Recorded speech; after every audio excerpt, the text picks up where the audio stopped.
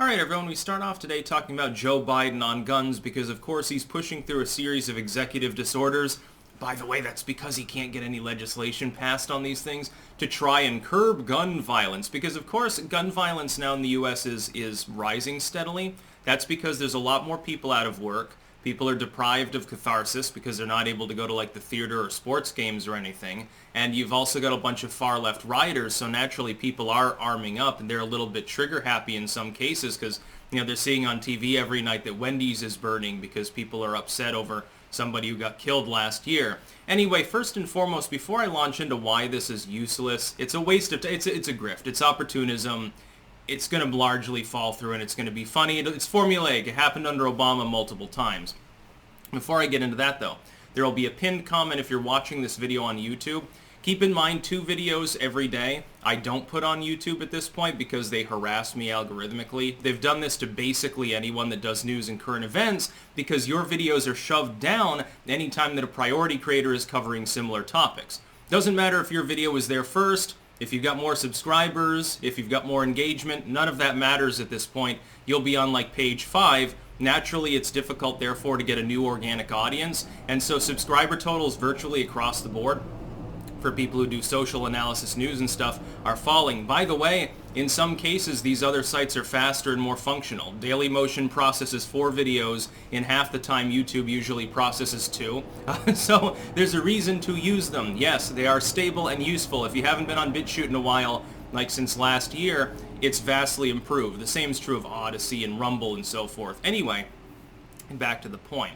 He's launching a series of executive orders, and one of them doesn't even have to do with guns, by the way. At least not in the direct sense. One of the executive orders is trying to free up $5 billion of that gigantic infrastructure plan to explore ways other than incarceration to help inner city neighborhoods that are rocked with crime. Now, I can think of a way to help the inner city neighborhoods, which is stop them from being desperately impoverished by getting people back to work and restructuring the U.S. economy. We need to do what Trump was doing essentially. Slash regulations, lower taxes for the average person, for entrepreneurs, give people hope back that there's actually a future. One thing that leads to crime, and nobody wants to acknowledge this, is a feeling of hopelessness. Now, I'm not saying that those people should be able to say, well, yeah, I strangled this person because I felt hopeless, so, you should exonerate me. That's not what I'm saying. But depression plays a role when people are chronically under stress.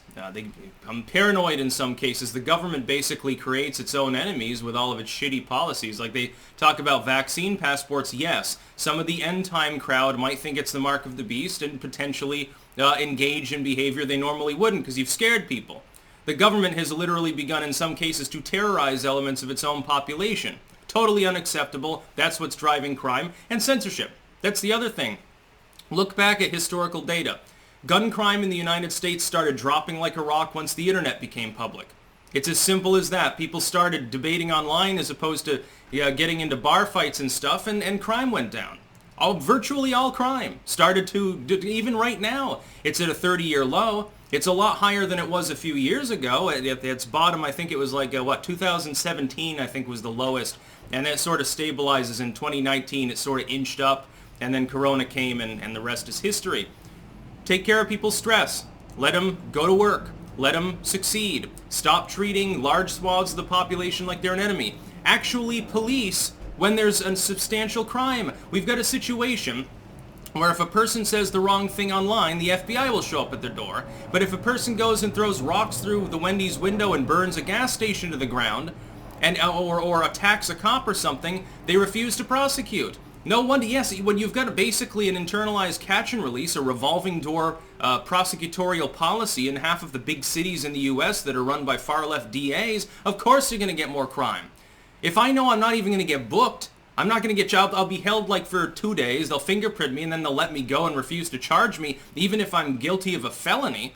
Yeah, of course, it's not dissuading me from going out and breaking more windows. So that's bullshit. That $5 billion wasted right off the top.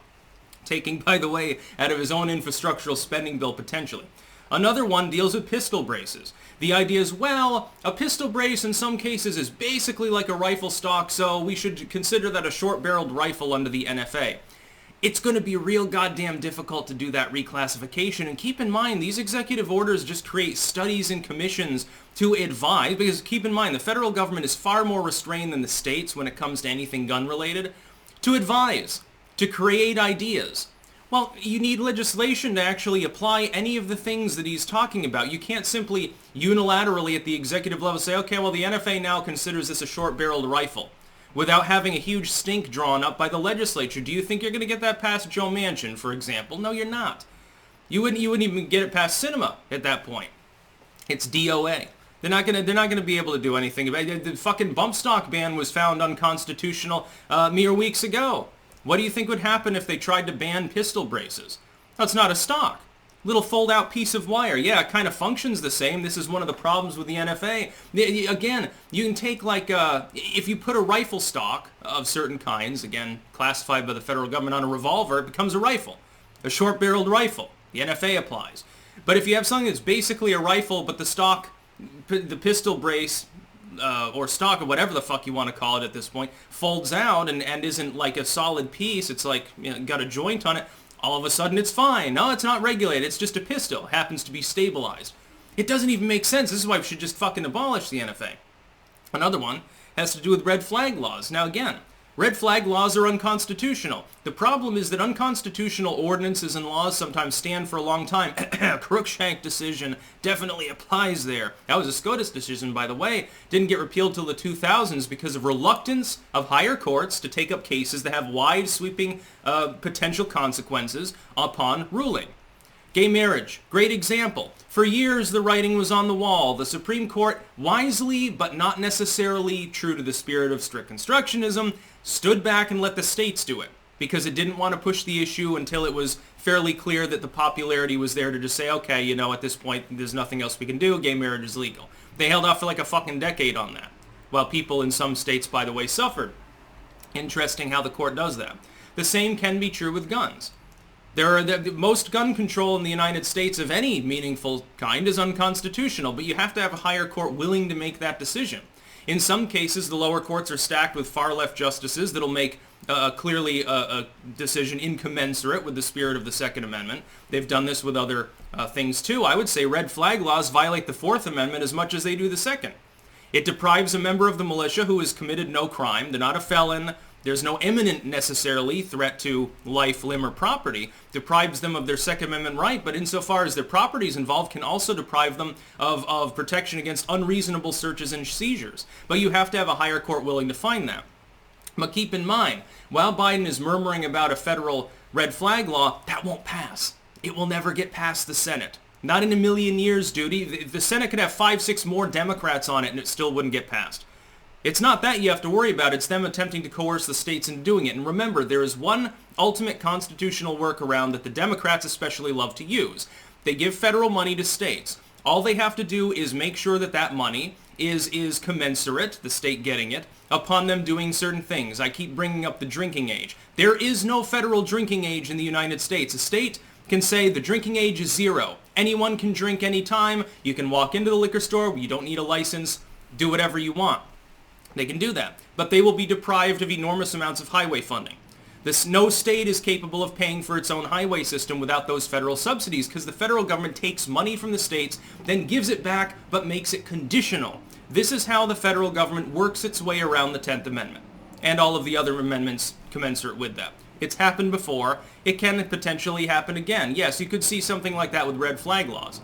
You can see it with all sorts of things. Well, if you have too high an incarceration rate of communities of BIPOC, people of color, or whatever the fuck they're calling them these days, then we're going to withdraw federal police funding, where our federal forces won't help you, your local law enforcement. You'll have to do it yourself. They can do that. It should be unlawful. We probably need a constitutional amendment to address this wide-sweeping issue, as well as judicial reluctance in certain cases where a supermajority of the states want them to fucking decide a case. Those should probably be in there, but they're not right now. So we get that problem.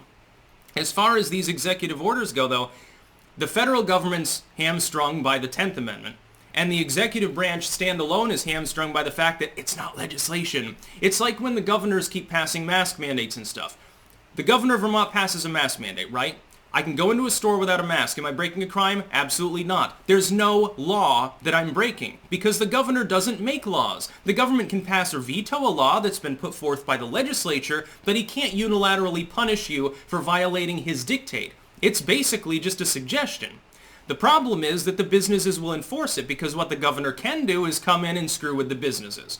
Can't punish you, but it can coerce the business into calling the police and claiming you're trespassing if you don't follow that otherwise unlawful dictate. Not a law, it's a suggestion, but it's still enforceable. So many judicial workers, studying the very basic premise of basic legal things will make your head spin. And a lot of people think, well, if it's against the law or it's not against the law. It's constitutional or it's unconstitutional. It's like a no-brainer. No, trust me, it's not. That's why the legal code in any state is like fucking hundreds of thousands of pages long, let alone the federal statutes and ordinances. Fucking judicial precedent, miles and miles long. You have a whole fucking library just of judicial precedent, probably. It's crazy. But it's a doomed attack. Without the will of the legislature, the amount that Joe Biden can do on his own on guns is dick. He's just doing this to grandstand because it looks good to his constituents. Oh, look, I'm doing something. He can always blame Joe Manchin. Oh, well, a handful of Democrats that don't see eye to eye with me, they're the ones that are responsible for the latest mass shooting. And you know that they'll try to do that, and it won't work. Because the constituents of people like Manchin and Sinema are not Democrats, by and large. They've got Republicans voting for them, too, because the states are red, especially with West Virginia. You got Shaheen. You think Shaheen is going to be on board with something like that? I don't think so. Not from a state like New Hampshire. Yeah, it's going to be kind of a tough sell. Well, there, you've lost 3-4 Democratic votes. You need 60 in order to pass it, unless you do away with the filibuster, and they keep dragging their heels on that for not without good reason. Even if you do, you're not going to get to 50. So then why fucking bother? The only thing that he can do here is try to redraft elements of the NFA. Again, a long, complex, drawn-out process that would face judicial scrutiny from top to bottom. It would face court decisions and injunctions and ultimately fall through. Joe Biden's not even going to be in office for a second term. He's not going to run again. Oh, I expect to run for a second... No, you're not. You're not running for a second term. Don't be a fucking idiot. You may be able to opportunistically grift and con your fans into thinking that no reasonable, sane person thinks an 82-year-old man is going to be running for office. You're fucking nuts. That's about all. Peace out.